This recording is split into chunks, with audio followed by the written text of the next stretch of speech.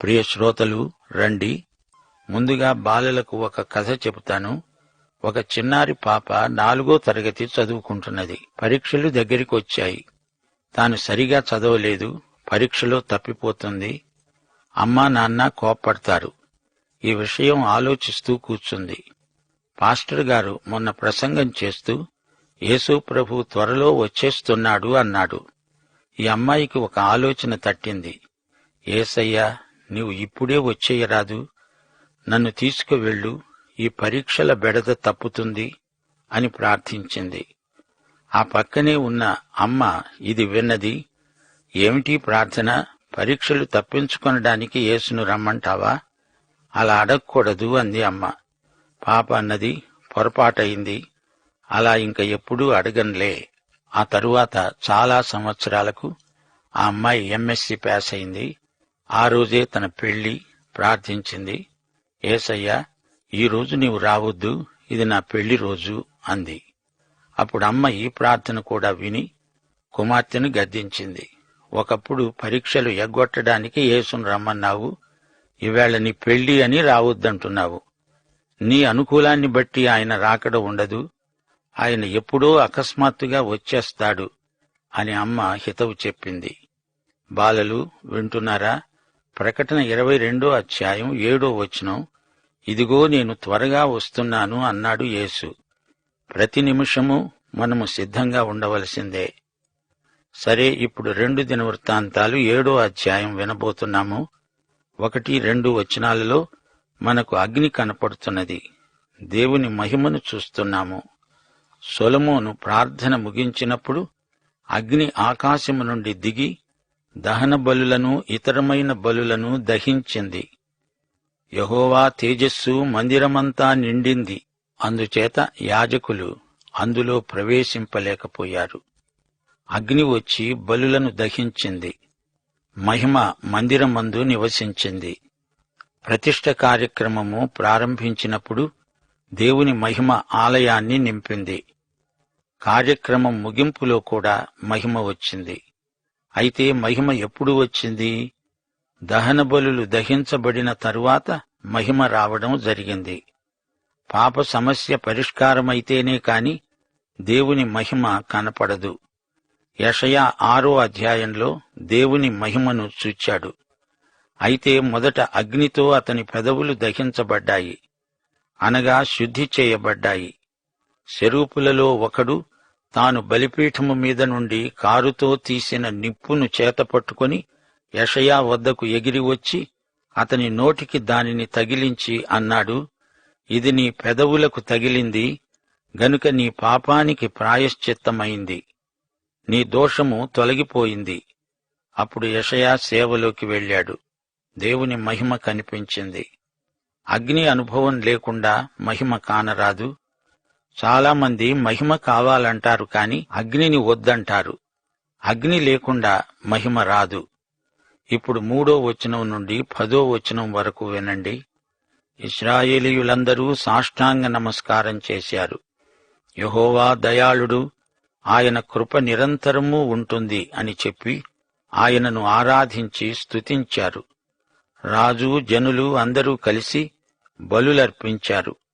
యాజకులు తమ తమ సేవాధర్మములలో నిలిచి ఉండగా, లేవీయులు యెహోవా కృప నిరంతరము నిలిచి ఉంటుందని స్తుతిగీతము పాడుతూ ఉండగా, దావీదు కల్పించిన యెహోవా గీతములు పాడుతూ వాయిద్యాలు వాయిస్తూ ఉండగా, యాజకులు వారికి ఎదురుగా నిలిచి బూరలు ఊదుతూ ఉండగా, జనులందరూ రాజు కూడి దేవుని మందిరాన్ని ప్రతిష్ఠ చేశారు. తాను చేయించిన ఇత్తడి బలిపీఠము ఒక్కటే చాలలేదు. అందుకు యెహోవా మందిరము ముంగిట నడిమి ఆవరణము సొలొమోను ప్రతిష్ఠించి అక్కడ కూడా దహన బలులను సమాధాన బలిపశువుల కొవ్వును అర్పించాడు. హమాతుకు పోయే మార్గము మొదలుకొని ఈజిప్టు నది వరకు ఉన్న దేశములో నుండి ఇశ్రాయేలీయులు బహు గొప్ప సమూహముగా కూడి వచ్చారు. సొలొమోను వారితో కలిసి 7 దినములు పండుగ ఆచరించి 8వ రోజు పండుగ ముగించాడు. 7 రోజులు బలిపీఠమును ప్రతిష్ఠ చేస్తూ పండుగ ఆచరించాడు. 7వ నెల 23వ తేదీ సొలొమోను ఎవరి గుడారాలకు వారిని పంపించేశాడు. అందరూ కలిసి యెహోవా చేసిన మేలుల విషయమై సంతోషిస్తూ మనోత్సాహము నొందారు. గమనించారా? దేవుని శక్తి, మహిమ వారి మీదికి వచ్చినప్పుడు వారందరూ మోకాళ్లపై పడ్డారు. ప్రతిష్ఠారాధన ముగిసింది. అప్పుడు వారు ఆనందించారు, విందు చేసుకున్నారు. వీరి ఉద్రేకాలలో వైవిధ్యము గమనించారా? కీర్తన 2:11 ఏమంటోంది? భయభక్తులు కలిగి యెహోవాను సేవించండి, గడగడ వణుకుతూ సంతోషించండి. ఇలాంటి అనుభవాలు దేవుని బిడ్డలకు తరచుగా కలుగుతుంటాయి. దేవుని మహిమను చూచినప్పుడు పవిత్ర భయం కలుగుతుంది, ఆనందం కూడా కలుగుతుంది. నిర్గమకాండం 24:11 మోషే అతనితో ఉన్నవారు దేవుని మహిమను చూచి అన్నపానములు పుచ్చుకొన్నారు. అప్పుడు యెహోవా రాత్రియందు సొలొమోనుకు ప్రత్యక్షమై అన్నాడు, నేను నీ విన్నపమును అంగీకరించి ఈ స్థలాన్ని బలులు అర్పించే మందిరముగా కోరుకున్నాను. గమనించాలి, దేవుడు వాగ్దానమిచ్చాడు, దానితో పాటు మందలిస్తున్నాడు కూడా, హెచ్చరిస్తున్నాడు. దేవుడు మన ప్రార్థనలు వింటాడు. ఇది మనకెంతో ఆదరణ, ప్రోత్సాహము. సొలొమోను అడిగింది దేవుడిచ్చాడు. అయితే ఒక హెచ్చరిక, నా బిడ్డలైన మీరు విధేయులైతేనే ఆశీర్వదిస్తాను, అవిధేయులైతే కఠిన చర్య తీసుకుంటాను.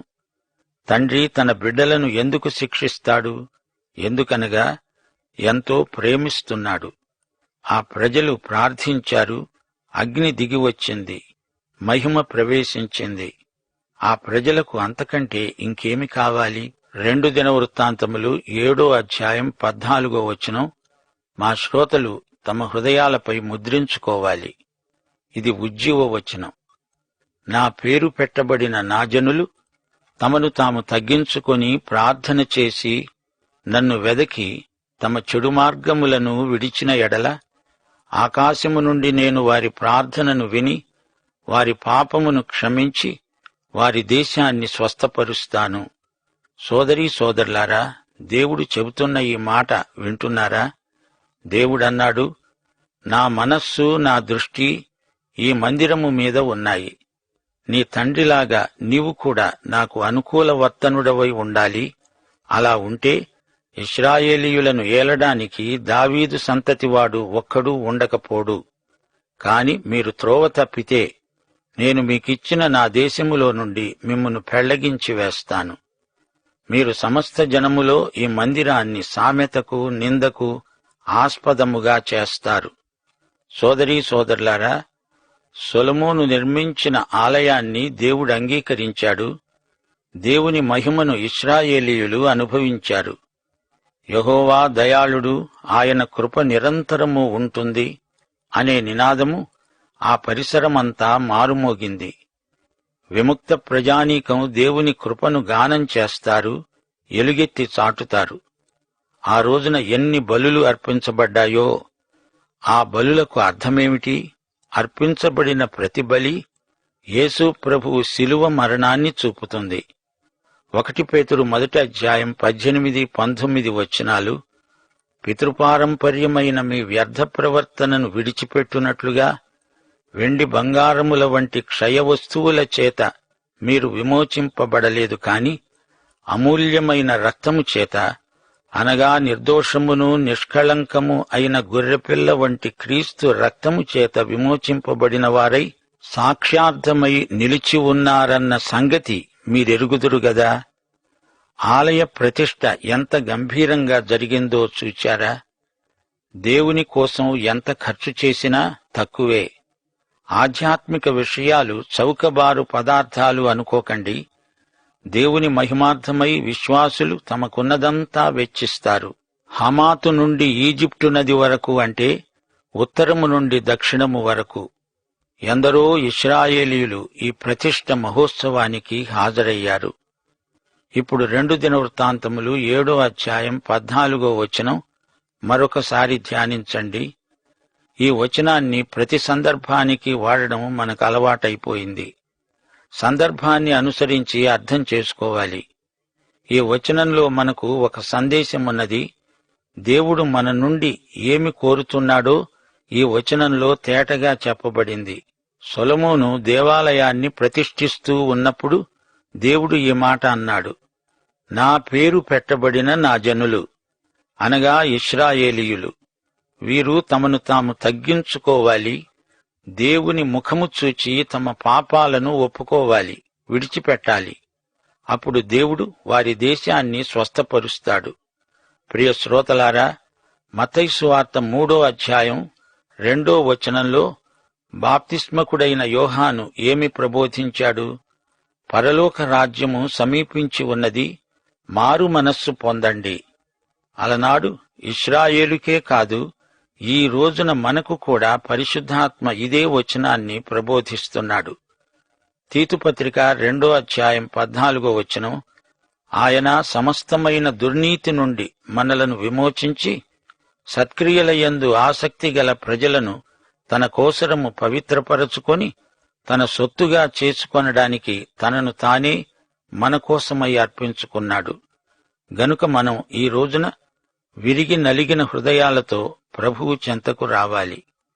ఎఫెసీ పత్రిక 4వ అధ్యాయం 1-2 వచనాలు, కాబట్టి మీరు సమాధానమనే బంధం చేత ఆత్మ కలిగించే ఐక్యమును కాపాడుకొనడానికి శ్రద్ధ కలిగిన వారై ప్రేమతో ఒకనినొకడు సహిస్తూ, మీరు పిలువబడిన పిలుపునకు తగినట్లుగా దీర్ఘశాంతముతో కూడిన సంపూర్ణ వినయముతోనూ సాత్వికముతోనూ నడుచుకోవాలని ప్రభువును బట్టి ఖైదీనైన నేను మిమ్మలను బ్రతిమాలుకుంటున్నాను. ప్రియ విశ్వాసులారా, వాక్యము విశ్వాసులైన మీలో కార్యసిద్ధి కలుగచేయాలి. ఇది మానవ వాక్కు కాదు, దేవుని వాక్కు. ఆయనకు విధేయులైన వారికి దేవుడు తన నడుపుదలను అనుగ్రహిస్తాడు, అక్కరలు తీరుస్తాడు, అభివృద్ధిపరుస్తాడు, కాపాడుతాడు. 2 దినవృత్తాంతములు 7వ అధ్యాయం 14వ వచనములోని సారాంశమిదే. గలతీ పత్రిక 5వ అధ్యాయం 22-23 వచనాల వరకు ఆత్మ ఫలాలు పేర్కొనబడ్డాయి. వాటిలో దీర్ఘశాంతము, సాత్వికము అనే 2 ఫలాలు ప్రత్యేకంగా మనకు కనపడుతున్నాయి. మనము ప్రార్థించాలని క్రొత్త నిబంధన పదే పదే హెచ్చరిస్తున్నది. మీరు క్రీస్తుతో కూడా లేపబడిన వారైతే పైనున్న వాటినే వెతకండి, అక్కడ క్రీస్తు దేవుని కుడిపార్శ్వమున కూర్చుండి ఉన్నాడు. భూసంబంధమైన వాటి మీద మనస్సు పెట్టుకోవద్దు. కొలస్సీ 3వ అధ్యాయం 1-2 వచనాలు. అలాగే మారు మనస్సు పొందవలసిందని కొత్త నిబంధనలో ఎన్నో చోట్ల ప్రబోధించబడింది. ప్రకటన 3వ అధ్యాయం 19వ వచనం, నేను ప్రేమించే వారినందరిని గద్దించి శిక్షిస్తున్నాను, గనుక నీవు ఆసక్తి కలిగి మారు మనస్సు పొందాలి. అలాగే 1 యోహాను 3వ అధ్యాయం 22వ వచనం, మనము ఆయన ఆజ్ఞలను గైకొంటూ ఆయన దృష్టికి ఇష్టమైనవి చేస్తున్నాము గనుక మనము ఏమి అడిగినా ఆయన వలన మనకు దొరుకుతుంది. 1 యోహాను 1వ అధ్యాయం 9వ వచనం, మన పాపములను మనము ఒప్పుకుంటే ఆయన నమ్మదగినవాడు, నీతిమంతుడు గనుక ఆయన మన పాపములను క్షమించి సమస్త దుర్నీతి నుండి మనలను పవిత్రులనుగా చేస్తాడు. చూచారా, ఈ విధంగా 2 దినవృత్తాంతాలు 7వ అధ్యాయం 14వ వచనం భావమే కొత్త నిబంధనలో అనేక చోట్ల వ్యక్తమవుతున్నది. నేను మీ దేశాన్ని స్వస్థపరుస్తాను అన్నాడు దేవుడు. ఇది కేవలము ఇశ్రాయేలు వాగ్దత్త భూమికి సంబంధించిన మాట.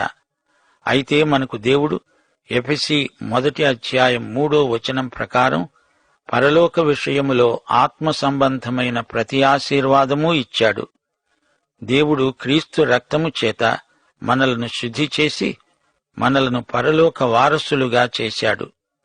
మన స్వాస్థ్యం పరలోకం, మన గమ్యం నూతన యెరూషలేము. మనము నరకము నుండి తప్పించబడ్డాము. దావీదు సింహాసనము శాశ్వతమైనది. దావీదు కుమారుడు యేసుక్రీస్తు రాబోతున్నాడు. కీర్తనలు 110 మొదటి వచనం, ప్రభూ, నా ప్రభువుతో సెలవిచ్చిన వాక్కు, నేను నీ శత్రువులను నీ పాదములకు పీఠముగా చేసే వరకు నా కుడిపార్శ్వమున కూర్చో. హెబ్రీ పత్రిక 10వ అధ్యాయం 12-13 వచనాలు. యేసుక్రీస్తు మన పాపముల నిమిత్తమై సదాకాలము నిలిచే ఒక్క బలిని అర్పించి అప్పటి నుండి తన శత్రువులు తన పాదములకు పాదపీఠముగా చేయబడే వరకు కనిపెడుతూ దేవుని కుడిపార్శ్వమున ఆసీనుడయ్యాడు. సోదరీ సోదరులారా, 7వ అధ్యాయం ముగింపులో ఒక మాట చెప్పగోరుతాను. ఇశ్రాయేలీయులు దేవుని సొంత ప్రజలే అయినా వారు తన మాట విననప్పుడు వారిని దేవుడు శిక్షించాడు. సొలొమోను కట్టిన మహాదేవాలయము దేవుడు చెప్పినట్లే అంతరించిపోయింది. నలుగురిలో నగుబాట్లయింది. ఇప్పుడు మనము 8వ అధ్యాయంలోకి వస్తున్నాము. సొలొమోను యెహోవా మందిరాన్ని తన నగరును కట్టించిన 20 సంవత్సరాల కాలం తీరిన తరువాత హీరాము తనకిచ్చిన పట్టణాలు సొలొమోను కట్టించి వాటిలో ఇశ్రాయేలీయులను కాపురముంచాడు. ఈ అధ్యాయంలో సొలొమోను అనుభవాలు కొన్ని చెప్పబడ్డాయి. సొలొమోను అధికారమును బలమును కలవాడై పరిపాలన చేశాడు. తన తండ్రి ఏర్పరచిన పద్ధతులను అనుసరించాడు. దేవాలయ నిర్మాణం ముగిసింది. తరువాత సొలొమోను హమాతు సాబా అనే స్థలానికి పోయి దానిని పట్టుకొన్నాడు. సొలొమోను పరిపాలన కాలంలో అతడు చేసిన యుద్ధం ఇది ఒక్కటే. 9వ వచనం. అయితే ఇశ్రాయేలీయులలో ఒక్కడు కూడా తన పని చేయడానికి దాసునిగా నియమించలేదు. వారిని యోధులుగాను తన అధిపతులలో ప్రధానులుగాను రథాలకు గుర్రపు రౌతులకు అధిపతులుగాను నియమించాడు. సొలొమోను చేసిందేమిటి? వారిని సైన్యంలో ఉంచాడు. వారికి నాయకత్వపు బాధ్యతలు అప్పగించాడు. వెట్టి చాకిరీ చేయడానికి అన్యజాతుల వారిని వినియోగించాడు. కనానీయులను అలాంటి పనులకు పెట్టుకున్నాడు. స్వజాతీయులలో శ్రేష్ఠులైన 250 మంది రాజైన సొలొమోను క్రింద అధిపతులై ప్రజల మీద అధికారులై ఉన్నారు. ఇలాంటి పక్షపాత బుద్ధి దేవునికి ఇష్టముండదు. ఇశ్రాయేలీయుల రాజైన దావీదు నగరునందు నా భార్య నివాసము చేయకూడదు, యెహోవా మందసమున్న స్థలములు ప్రతిష్ఠితములు అని చెప్పి సొలొమోను ఫరో కుమార్తెను దావీదు పట్టణము నుండి తాను ఆమె కోసమై కట్టించిన నగరునకు రప్పించాడు. చూచారా, సొలొమోను తన భార్య కోసం ప్రత్యేకమైన ఏర్పాటు చేశాడు. సొలొమోను రాజకీయ విధానాలు విచిత్రమైనవి. అన్యరాజుల బిడ్డలను పెళ్లాడాడు గనుక మామ అల్లుడితో యుద్ధము చెయ్యడు అనుకున్నాడు. ఆ విధంగా శాంతి సమాధానాలు రాజ్యంలో నెలకొని ఉంటాయని అభిప్రాయపడ్డాడు. కాని అలాంటి విధానాలు దేవునికి గిట్టవు. ఈ అధ్యాయంలో దేవాలయాన్ని గురించి, సొలొమోను ఆచరించిన పండగలను గురించి, లేవీయుల యాజకుల నియామకాలను గురించి చిన్న చిన్న వివరాలు చెప్పబడ్డాయి.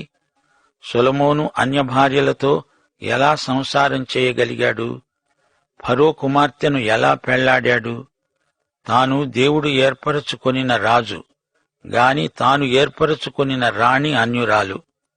తన సింహాసనమునకు ఆమె తగదు. యెషయా 4వ అధ్యాయం 5-6 వచనాలు.